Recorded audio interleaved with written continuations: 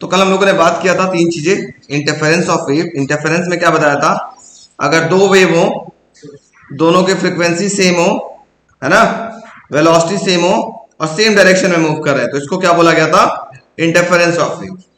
फिर दूसरा हमने बात किया था स्टेशनरी वेव। स्टेशनरी वेव क्या था, दो वेव उनकी फ्रीक्वेंसी सेम हो, वेलोसिटी सेम हो, लेकिन दोनों अपोजिट डायरेक्शन में जा रहे हैं, है ना, तो इसको हमने बोला था स्टेशनरी वेव। इसके बाद हमने बात किया था बीट्स। बीट्स में क्या कहते हैं, दो वेव हो, दोनों की फ्रीक्वेंसी अलग अलग हो, स्लाइटली डिफरेंट हो, वेलोसिटी सेम हो और डायरेक्शन भी सेम हो, तो इसको हम क्या बोले थे, बीट्स। ठीक है, तो आज हम स्टेशनरी वेव का ग्राफिकल रिप्रेजेंटेशन देखने वाले हैं। पहले समझिएगा, बहुत इंपॉर्टेंट है। तो अगला हेडिंग है formation of stationary wave by graphical representation.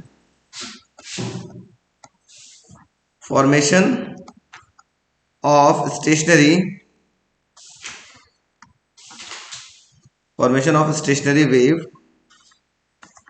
by graphical method,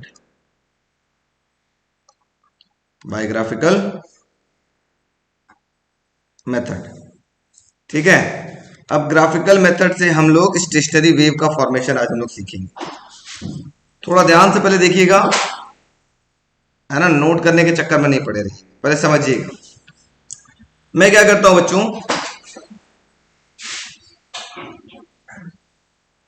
थोड़ा ध्यान दीजिएगा, आप लोग समझ में आ जाएगा, ठीक है। मैं दो वेव बना लेता हूं, ठीक है। मैं इधर ले लेता हूं, दोनों वेव को स्ट्रेच कर लूंगा, अलग बना लूं, चलो यहां बना लेता हूं। मैं दो वेव को बुला लेता हूं और वो उनको मूव करा करा के दिखाऊंगा, तो समझिएगा। ये वो वेव हो गया पहला वाला,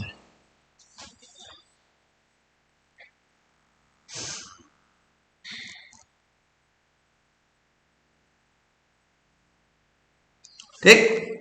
और ये हो गया हमारे पास वेव सेकंड वाला, इसका कलर चेंज करके येलो कर देते हैं,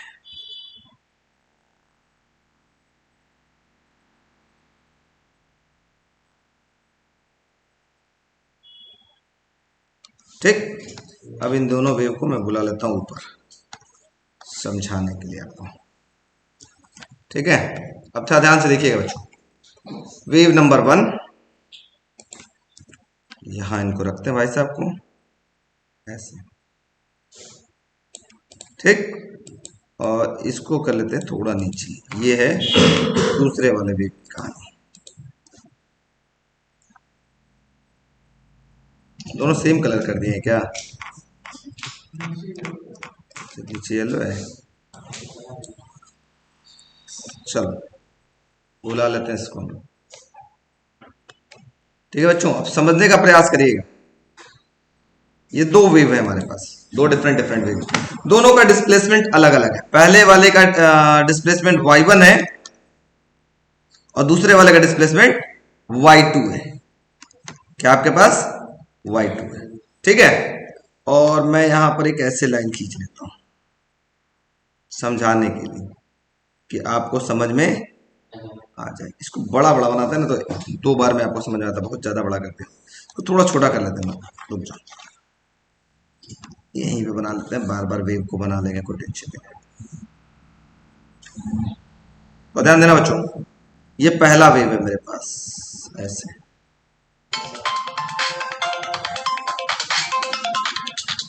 ठीक है। ये पहला वेव है, ये हमारे पास सेकंड वेव है,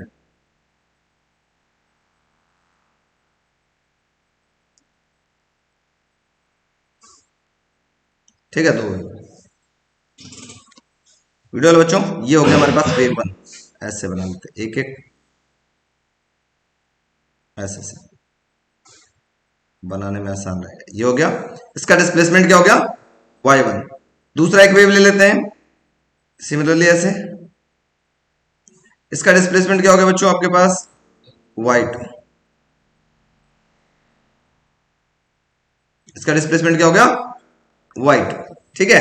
अब बीच में ये सब डॉटेड लाइन है, ये जो हमने ऑरेंज बना दिया है, इसको हम कर लेते हैं डॉटेड, और किसी और कलर से कर लेते हैं, ग्रीन से अच्छा लगेगा। इसको भी हम डॉटेड से कर लेते हैं, ग्रीन से कर लेते हैं समझाने के लिए। वेव कैसे मूव फॉर्मेशन होती है आपके पास स्टेशनरी वेव की, वो तरीका मैं आपको सिखा दे रहा हूं। ये ऐसे में बीच में एक और ले लेता हूं, इधर भी ले लेता हूं, ठीक है, इधर भी ले लेता हूं, ठीक। अब आपको वेव का फॉर्मेशन समझिए कैसे बनेगा स्टेशनरी वेव। सपोज करते हैं कि ये वाली जो आपके पास है व्हाइट वाली, वो इस डायरेक्शन में मूव कर रही है, और जो येलो वाली है आपके पास, दिस वेव इस डायरेक्शन में मूव कर रही है। बात समझिएगा, दोनों को समझ में आया कैसे मूव कर रहा है। व्हाइट वाली इस डायरेक्शन मूव कर रही है और येलो वाली इस डायरेक्शन मूव कर रही है, ठीक। कितना मूव कर रही है पहले ये कहानी, हर बार वो इतना इतना मूव करेगी। जैसे देखो ये भी वैसे है, हर बार इतना इतना पोर्शन मूव करेगी, 1/4, ये भी 1/4, अगली बार मूव करना होगा 1/4 1/4। समझ में आ रहा है। अब जैसे मैं आपको मोटी मोटा आपको एक बात बताता हूं, आप लोग समझ जाओगे आसानी से। बताओ एक वेव को यहां से यहां तक पहुंचने में जो टाइम लगेगा उसको क्या बोलेंगे, टाइम पीरियड। यहां से यहां तक कैपिटल टी कहलाएगा, कहलाएगा नहीं कहलाएगा। ये आधा क्या कहलाएगा, t/2, आधा क्या कहलाएगा t/2। ये क्या कहलाएगा, इसका आधा क्या कहलाएगा जल्दी बताओ, t/4। ये क्या कहलाएगा जल्दी बताओ, ये कितना होगा, ये टाइम कितना होगा, 3t/4। वेरी गुड, समझ में आ गया। तो ऐसे ही आपको टाइमिंग निकालना है। यहां पर टाइम की वैल्यू 0 हो गई, ये हो गया t/4, ये हो गया t/2, 3t/4 एंड t, ठीक है। इस तरीके से हम लोग को डिफरेंट डिफरेंट टाइम के बारे में बात करना है। थोड़ा ध्यान से देखते हैं, समझने का प्रयास करिएगा, बहुत इंपॉर्टेंट बात बता रहा हूं। अब ये दोनों वेव क्या हुए, एक दूसरे के ऊपर सुपर इंपोज हो गए। ये दोनों वेव क्या हुए, एक दूसरे के ऊपर सुपर इंपोज हो गए। मतलब ये दोनों वेव अभी अलग अलग थे, y1 अलग था, y2 अलग था। अब ये दोनों सुपर इंपोज का मतलब दोनों एक दूसरे के ऊपर लद गए, ठीक है, ऐसे लदे। जब टाइम की वैल्यू मान लेते हैं 0 था, जब स्मॉल t की वैल्यू 0 था, जब दोनों एक दूसरे पर सुपर इंपोज हुए तो क्या होगा, थोड़ा ध्यान देते हैं। कुछ ऐसा दिखाई देगा फिगर। व्हाइट वाले को पकड़ते हैं, यहां ला देते हैं ऐसे, ठीक। इसी के ऊपर येलो वाला भी ऐसे सुपरपोज हो गया, ये येलो वाला भी सुपरपोज हो गया, ठीक है, ऐसे मान लो ये चीज, ठीक। मेरी बात समझ में आ रही है क्या हो रहा है। मतलब अब किस टाइप का ये इंटरफेरेंस हो रहा है, एक वेव का क्रस्ट दूसरे के क्रस्ट पे पड़ा, ट्रफ ट्रफ पे पड़ा, यहां भी क्रस्ट क्रस्ट पे पड़ा, किस टाइप का इंटरफेरेंस हुआ, कंस्ट्रक्टिव इंटरफेरेंस हुआ ना। और कंस्ट्रक्टिव इंटरफेरेंस में जो रिजल्टेंट वेव मिलेगा उसकी एम्पलीट्यूड बढ़ेगी या घट जाएगी, बढ़ जाएगी। कितना हो जाएगा, दोनों के डिस्प्लेसमेंट के सम के बराबर। मतलब जैसे ही दोनों, ये एक वेव का क्रस्ट दूसरे के क्रस्ट पे पड़ा, जो नया वेव मिलेगा वो ऐसा मिलेगा। ये ब्लू कलर की हो गई, ये ब्लू कलर की हो गई। जो नया वाला वेव है उसका डिस्प्लेसमेंट कितना हो जाएगा, y इज इक्वल टू क्या होगा, y1 प्लस y2। बात समझ में आ गई। ये कब हुआ, जब अभी दोनों वेव यहां पे थे, अभी स्टार्ट करते चलना, मतलब चलना या स्टार्ट किए थे, यहां पे थे, when t is equal to 0 पर थे। अब t/4 सेकेंड, अब ध्यान से समझो, t/4 सेकेंड ये आगे बढ़ा, 1/4 आगे बढ़ा, ये वाला आगे बढ़ा और ये वाला कहां आया, पीछे आया। तो देखो कैसे आएगा, थोड़ा ध्यान से समझिएगा। ये मैं फिगर को थोड़ा छोटा कर देता हूं ऐसे कि आपको दिखाई दे, ठीक है। वीडियो वाले बच्चों कोई डाउट होगा तुरंत पूछ लेना, क्योंकि ये बहुत इंपॉर्टेंट चीज मैं बता रहा हूं। ये वेव मूव कराने का तरीका है, ये सीख जाएंगे तो सब कुछ सीख जाएंगे आप, ठीक है। देखो अब क्या हुआ, मैं क्या बता रहा हूं, ये वाला वेव किधर चलेगा, व्हाइट वाला आगे बढ़ेगा, व्हाइट वाला किधर बढ़ेगा, आगे, और येलो वाला किधर बढ़ेगा, पीछे। कितना सिर्फ बढ़ना है, 1/4 बढ़ना है, 1/4 समझ रहे ना, इतना पार्ट। अब इसके पीछे कैसा वेव रहा होगा बच्चों, ऐसे ऐसे आ रहा होगा, देखो सोचो, इसका 1/4 आगे बढ़ा, मतलब ये वाला पोर्शन यहां पहुंच चुका हो। जब t is equal to t/2 हुआ ना, जब t is equal to t/2 नहीं, ये क्या था t/4, जब t is equal to t/4 हुआ, t/4, उस केस में क्या होगा, थोड़ा ध्यान से देखिएगा बच्चों, मैं बता रहा हूं, ध्यान दीजिएगा, मैं इसको बढ़ा लेता हूं आगे आगे ऐसे।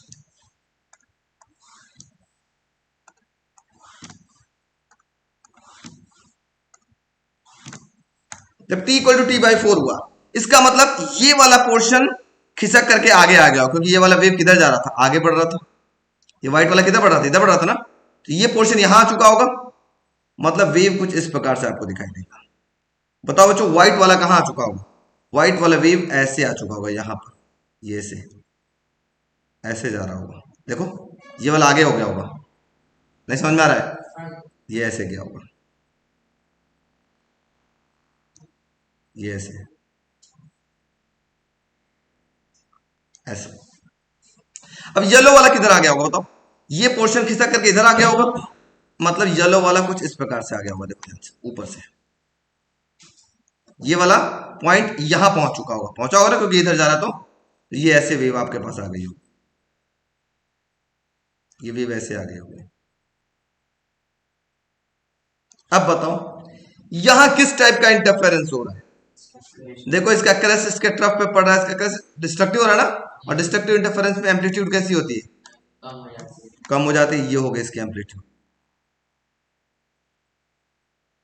इसी वेव को हम क्या बोलते हैं, स्टेशनरी वेव, रुक गया। अब फिर आगे बढ़ते हैं, थोड़ा ध्यान दो, when t is equal to, ध्यान देना बच्चों, अगला है when t is equal to, आप क्या ले लेते हैं t/2, पहले 0 पे टाइम ले लिया, t/4 पे ले लिया, अब t/2 की बात करते हैं, when t is equal to t/2, ठीक है, when t is equal to t/2। अब बताओ क्या होगा, व्हाइट वाले पोर्शन की बात करें, तो व्हाइट वाला पोर्शन यहां तक आ चुका है, इसके पीछे क्या रहा होगा, ऐसा रहा होगा, ये घसक करके आगे आएगा, क्योंकि व्हाइट वाला इधर चल रहा है, तो ये घिसक करके यहां पे आ जाएगा कि नहीं आ जाएगा, आ जाएगा, इसका मतलब व्हाइट वाला कहां तक पहुंचा होगा, जल्दी से बताओ, व्हाइट वाला कहां होगा बच्चों, जल्दी बोलो आप लोग, व्हाइट वाले नीचे से स्टार्ट होगा ऐसे, क्योंकि ये खिसक करके इधर आ चुका होगा, व्हाइट वाला इधर चल रहा था, चल रहा है। अब येलो वाला किधर जाएगा, येलो वाला खिसक के इधर जाएगा, क्योंकि येलो वाला तो इधर जा रहा था इस डायरेक्शन में, ये खिसक के इधर जाएगा, तो ये पॉइंट कहां आ जाएगा, यहां पर आ जाएगा ना, तो किधर आ जाएगा बच्चों, येलो वाला भी कहां से स्टार्ट होगा, नीचे से ही, ऐसे ही स्टार्ट होगा ना, ऐसे स्टार्ट होगा। अब बताओ ये किस टाइप का इंटरफेरेंस दिखाई दिया, जल्दी से बताओ, कंस्ट्रक्टिव या डिस्ट्रक्टिव, कंस्ट्रक्टिव क्यों, क्योंकि एक का क्रस्ट ट्रफ ट्रफ पे पड़ रहा है, क्रस्ट क्रस्ट पे पड़ रहा है, ट्रफ ट्रफ पे पड़ रहा है, तो किस टाइप का इंटरफेरेंस होगा, कंस्ट्रक्टिव, एम्पलीट्यूड बढ़ जाएगा या घट जाएगा, बढ़ जाएगा, कितना हो जाएगा देखते हैं, ये हो गई एम्पलीट्यूड आपके पास,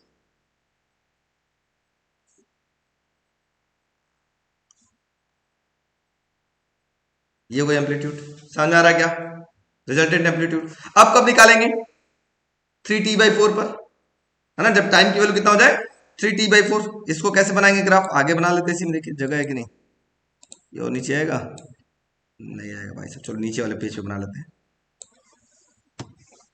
इसको हम कॉपी करके बुला लेते हैं,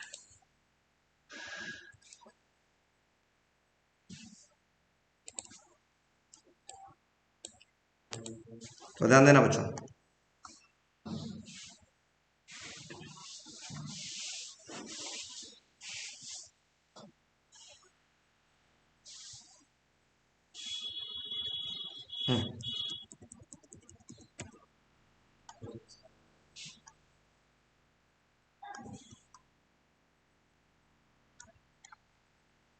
ए,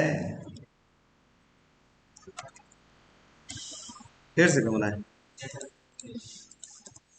डिलीट कर दो, फिर से हम लाइन ही खींच देते हैं ना, ऐसे बड़ा समझने के लिए, सबसे सिंपल, ये हो गया, मान लो आपके पास रेड वाली लाइन, और इनको क्या करते हैं हम लोग, कॉपी कर लेते हैं, इसके सामने एक लाइन, इनको इनके सामने कर लेते हैं, ठीक है,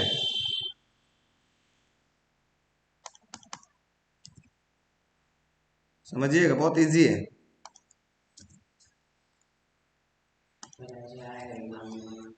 आ सकता है एकदम, क्यों नहीं आ सकता।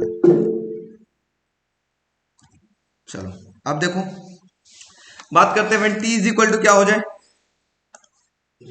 हाँ, when T is equal to हो जाए 3t/4। ठीक है, 3t/4 मान लेते हैं, ये आपके पास लाइन है। अब बताओ 3t/4 पे ये व्हाइट वाला किधर जाएगा बच्चों? व्हाइट वाला आगे जाएगा, तो व्हाइट वाले के पीछे कैसा रहा होगा? ऐसा ऊपर रहा होगा, इसका मतलब ये वाला पोर्शन ऊपर आ जाएगा। व्हाइट वाला कैसा हो जाएगा जल्दी बताओ? अगर ये व्हाइट वाला अभी यहां पर है, इसके पीछे का ग्राफ कैसा होगा? इमेजिन करो, ऊपर ऐसे रहा होगा ना, तो अगर ये आगे बढ़ता है तो इसका मतलब ये पॉइंट आगे आ जाएगा, आ जाएगा ना। इसका मतलब व्हाइट वाला ऊपर आ गया, ऐसे ऐसे।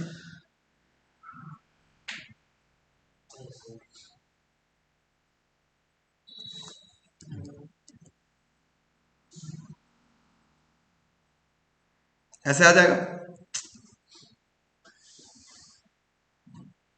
ये हो जाएगा। अब बताओ येलो वाला किधर जाएगा बच्चों? व्हाइट वाला तो समझ में आ गया, येलो वाला किधर जाएगा? ये पीछे जाएगा, इसका मतलब येलो वाला कहां से स्टार्ट होगा? नीचे से स्टार्ट होगा ऐसे।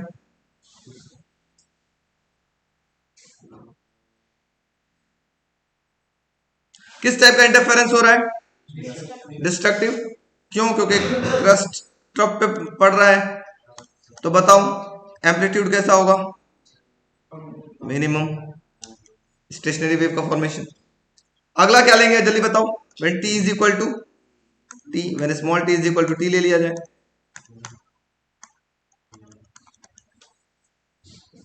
इस केस में क्या होगा आप लोग बता सकते हैं? फटाफट आप लोग बताइए, कौन सा वेव? व्हाइट वाला कहां से स्टार्ट होगा? व्हाइट वाला कहां से स्टार्ट होगा? ये इसके पीछे यही रहा होगा, ये आगे बढ़ेगा क्योंकि व्हाइट वाला तो इधर बढ़ रहा है, येलो वाला इधर बढ़ रहा है, आगे बढ़ेगा तो ये पॉइंट नीचे आ जाएगा। इसका मतलब कहां से स्टार्ट होगा? ऐसे स्टार्ट होगा क्या? होगा ना? Yes no? Yes sir. Yellow वाला बताओ कैसे, कहां होगा? येलो वाला किधर होगा? येलो वाला ये खसक के पीछे आ जाएगा, खसक के पीछे, इसका मतलब ये भी कहां से स्टार्ट हो रहा है? ऊपर से ही स्टार्ट हो रहा है। लो, येलो वाला भी ऊपर से ही स्टार्ट हो रहा है।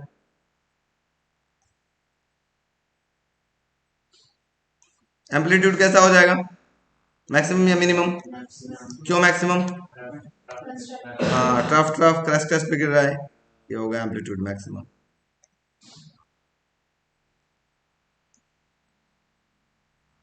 ठीक है, तो यहां पर स्टेशनरी वेव कहां कहां बना? यहां पर बना, ये तो बना स्टेशनरी मतलब रुका हुआ। यहां पे भी कैसा है? Stationary wave. बात समझ में आ गई? तो ये ग्राफिकल रिप्रेजेंटेशन बनाओ फटाफट। जैसे बच्चों, पोजीशन ऑफ जीरो एम्पलीट्यूड को क्या बोलेंगे हम लोग? नोड। अब पोजीशन ऑफ मैक्सिमम एम्पलीट्यूड को क्या बोलेंगे? Anti node. जैसे हम बात करें स्टेशनरी वेव की, देखो स्टेशनरी वेव में यहां पर की अगर हम बात करें, थोड़ा सा इसको ऐसे करें, ये पोजीशन आपके पास क्या कहलाएगा? नोड या एंटी नोड? नोड, क्योंकि यहां पे जीरो एम्पलीट्यूड मिल रहा है, यहां पे मैक्सिमम एम्पलीट्यूड मिल रहा है, तो ये क्या कहलाएगा? Anti node. फिर ये क्या कहलाएगा? नोड, क्योंकि जीरो एम्पलीट्यूड है। यहां पे क्या कहलाएगा? Anti node. फिर इधर नोड, एंटी नोड, नोड, इसी को कहते हैं, है ना। जीरो एम्पलीट्यूड होगा नोड, मैक्सिमम एम्पलीट्यूड होगा anti node. Clear? Position of zero amplitude is known as node and position of maximum amplitude is known as anti node. चलो देखते हैं एक वीडियो। ये देखो, हमारे पास स्टेशनरी वेव की कहानी हमने बताया था। ये देखो कहां पर स्टेशनरी वेव की फॉर्मेशन होगी, ये देखना। ये देखो, ये वेव चल रही, बताओ यहां पे क्या बनेगा? यहां पे क्या बनेगा? स्टेशनरी वेव, है ना। आगे बढ़ेंगे तो क्या बनेगा? क्या बन रहा है आपके पास? Stationary wave. कहां पे बन रहा होगा? देखो, एक वेव इधर चल रहा है, एक वेव अपोजिट चल रहा है, दोनों का डायरेक्शन क्या है? अपोजिट चल रहा है ना। मैंने बताया था ना, दो अभी हमने बताया था स्टेशनरी वेव का डेफिनेशन में कि उन दोनों की वेलोसिटी भी क्या होगी? सेम होगी, फ्रीक्वेंसी भी सेम होगी, लेकिन दोनों का डायरेक्शन क्या होगा? अपोजिट। ठीक है, तो ये देखो दोनों वेव किधर चल रहे हैं? दोनों अपोजिट डायरेक्शन में चल रहे हैं। और क्या फॉर्मेशन कर रहे हैं? फॉर्मेशन ऑफ स्टेशनरी वेव, है ना। इसमें नोड की संख्या बढ़ेगा, नोड की संख्या बढ़ने की वजह से क्या होगा? एम्पलीट्यूड कम होने लगता है, डिक्रीज करने लगता है, ठीक है। तो what is anti node? The position of maximum amplitude is known as anti node and the position of zero amplitude is known as, ठीक है। तो चाहो तो नोट में लिख लो, नीचे नीचे नोट में लिख लो सभी लोग, द पोजीशन ऑफ, नोट में पहला पॉइंट एंटी नोड लिख लो, no anti node, the position of maximum amplitude is called antinode. The position of maximum amplitude is called antinode. And second point, node क्या होता है वो भी लिख लो, the position of zero amplitude and the position of zero amplitude is called node. Zero amplitude की position को क्या बोलते हैं? नोड। क्लियर हो गया सबको?